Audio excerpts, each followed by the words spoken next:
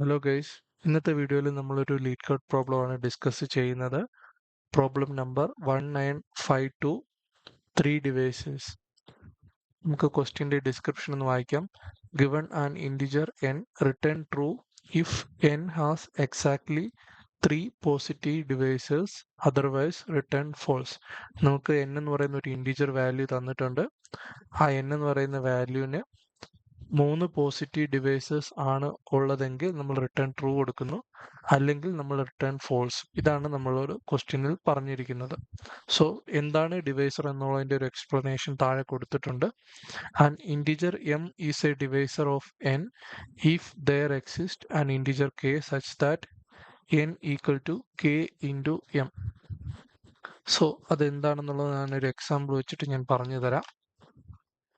So നമുക്ക് 12 എന്ന് പറയുന്ന ഒരു n എന്ന് പറയുന്ന ഒരു വാല്യൂ തന്നിട്ടുണ്ടെങ്കിൽ 4 എന്ന് പറയുന്ന അതിൻ്റെ ഒരു ഡിവൈസർ ആണെങ്കിൽ നമുക്ക് ആ ഒരു നമ്പറിനെ നമുക്ക് ഈ ഒരു രീതിയിൽ എഴുതാൻ പറ്റണം. So 12 equal to k into 4.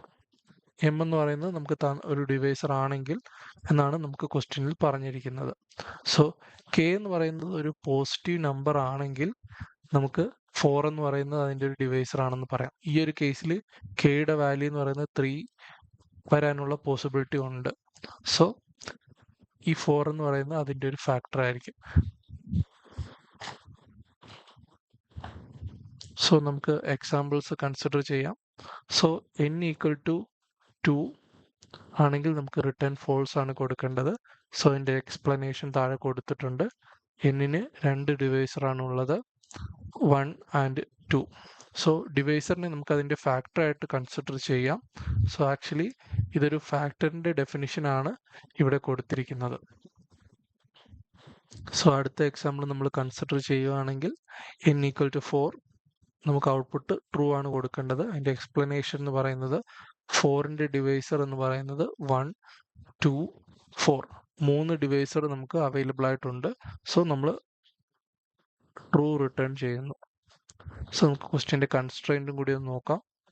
So എന്നിൻ്റെ വാല്യൂ എന്ന് പറയുന്നത് 1നും 10⁴ ഇടയിലുള്ള റേഞ്ചിലായിരിക്കും വരുന്നത്.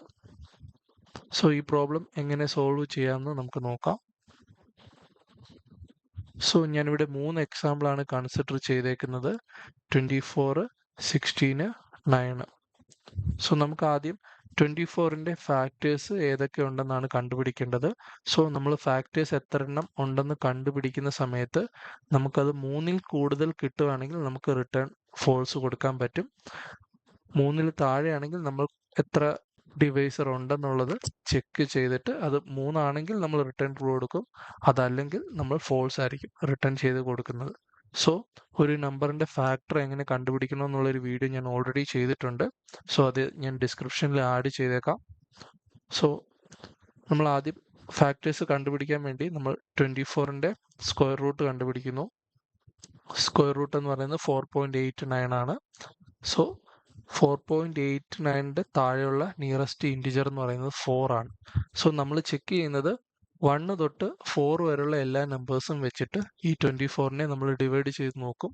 ഏതൊക്കെ നമ്പർ വെച്ചിട്ടാണ് നമുക്ക് 24നെ ഡിവൈഡ് ചെയ്ത് നോക്കാൻ പറ്റുന്നത്, കംപ്ലീറ്റ് ആയിട്ട് ഡിവൈഡ് ചെയ്യാൻ പറ്റുന്നത്, ആ നമ്പേഴ്സ് എല്ലാം 24ൻ്റെ ഫാക്ടർ ആയിരിക്കും. സോ നമുക്ക് ഡിഫോൾട്ടായിട്ട് 2 ഫാക്ടേഴ്സ് നമുക്കറിയാം.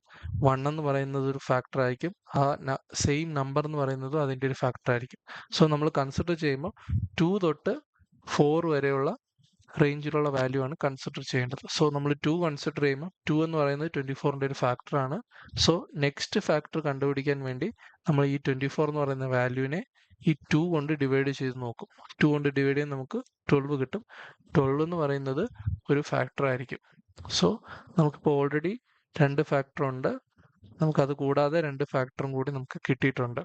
സോ ഇപ്പോൾ ടോട്ടൽ ഫാക്ടേഴ്സിൻ്റെ കൗണ്ട് എന്ന് പറയുന്നത് 4 ആയിട്ടുണ്ട്. സോ ഈ ഒരു കേസിൽ നമുക്ക് റിട്ടേൺ ഫോൾസ് കൊടുക്കാൻ പറ്റും. ബാക്കിയുള്ള ഫാക്ടേഴ്സ് നമുക്ക് കണ്ടുപിടിക്കേണ്ട ആവശ്യം ഇല്ല. നെക്സ്റ്റ് നമ്മൾ അടുത്ത നമ്പർ കൺസിഡർ ചെയ്യുന്നത് 16 ആണ്. ഡിഫോൾട്ടായിട്ട് 2 ഫാക്ടേഴ്സ് ഉണ്ട്, 1ഉം 16ഉം.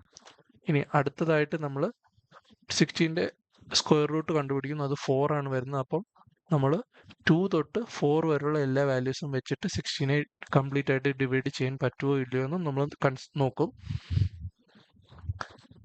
സോ ഫസ്റ്റ് നമ്പർ എന്ന് പറയുന്നത് 2 ആണ്. 2 വെച്ചിട്ട് 16നെ നമുക്ക് ഡിവൈഡ് ചെയ്യാൻ പറ്റും. സോ 2 എന്ന് പറയുന്നത് അതിൻ്റെ ഒരു ഫാക്ടറാണ്. നെക്സ്റ്റ് ഫാക്ടർ എന്ന് പറയുന്നത് 16 ഡിവൈഡഡ് ബൈ 2.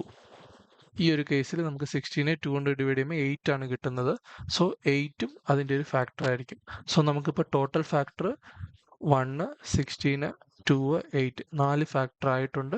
സോ ഈ ഒരു കേസിൽ നമ്മൾ റിട്ടേൺ ഫോൾസ് ആയിരിക്കും കൊടുക്കുന്നത്. സോ ഈ നേരത്തെ പറഞ്ഞ കേസിലും ഈ ഒരു കേസിലും നമുക്കൊരു ഫാക്ടർ കിട്ടി, അടുത്ത ഫാക്ടർ നമ്മൾ കണ്ടുപിടിച്ചു. ഇത് രണ്ടും ഡിഫറൻ്റ് ആയിട്ടാണ് നമുക്ക് കിട്ടിയത്. സോ ഈ ഒരു കേസിലും ഡിഫറൻ്റ് ആയിട്ടാണ് കിട്ടിയത്. നെക്സ്റ്റ് നമ്പർ കൺസിഡർ ചെയ്യുന്നത് 9 ആണ്.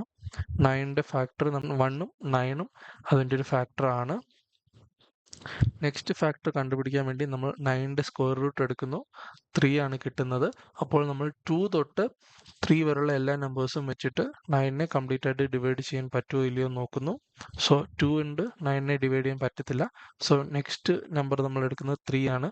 3 വെച്ചിട്ട് നമ്മൾ കൺസിഡർ ചെയ്ത് നോക്കുമ്പോൾ 3 വെച്ച് 9നെ കംപ്ലീറ്റ് ആയിട്ട് ഡിവൈഡ് ചെയ്യാൻ പറ്റും. സോ 3 എന്ന് പറയുന്ന ഒരു ഫാക്ടറാണ്. നെക്സ്റ്റ് ഫാക്ടർ കണ്ടുപിടിക്കാൻ വേണ്ടി നമ്മൾ 9നെ 3 കൊണ്ട് ഡിവൈഡ് ചെയ്ത് നോക്കുന്നു. നമുക്ക് 3 ആണ് കിട്ടുന്നത്. സോ നമുക്ക് ഫസ്റ്റ് കണ്ടുപിടിച്ച ഫാക്ടറും നമുക്ക് രണ്ടാമത്തെ ഫാക്ടറും സെയിം ആയിട്ടാണ് കിട്ടുന്നത്. സോ ആ ഒരു കേസിൽ നമുക്ക് ഒരു ഫാക്ടർ കൺസിഡർ ചെയ്താൽ മതി. സോ നമുക്ക് ടോട്ടൽ 3 ഫാക്ടറാണ് കിട്ടിയിരിക്കുന്നത്. സോ നമ്മൾ ഈ ഒരു കേസിൽ നമ്മൾ ട്രൂ റിട്ടേൺ ചെയ്യുന്നതാണ്. സോ ഈ ഒരു രീതിയിലാണ് നമ്മൾ ഇതിൻ്റെ സൊല്യൂഷൻ കണ്ടുപിടിക്കുന്നത്. സോ ഇതിൻ്റെ കോഡ് നമ്മൾ അടുത്ത വീഡിയോയിൽ ഡിസ്കസ് ചെയ്യുന്നതായിരിക്കും. That's all guys.